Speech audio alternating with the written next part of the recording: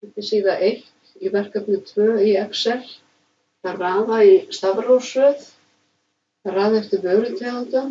Það þarf ég að afmarka svæðið, byrja hér, vörutegund og enda hér. Ég get líka tekið verðið með en það skiptir ekki máli því að formúlurnar breytast leið og ég breyti raða þessu. Ég tek ekki samtals með afslátt eða verð með afslætti. Þannig að ég byrja hér og enda hér. Og ég fer á Home-flipa og vel Sort and Filter og Custom Sort. Og hér stendur á að raða eftir fjölda.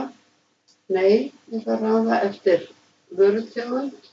Ég ætla að raða frá A til Z. Ég hef hakað við My Data Has Headers af því ég byrjaði hérna á fyrirsögnarlínunni. Þá heldur hún henni hérna efst.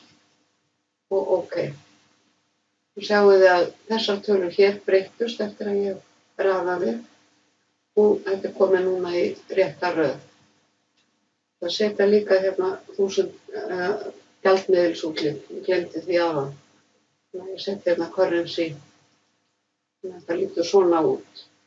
Ég ætla aðeins að skoða í prentskoðun.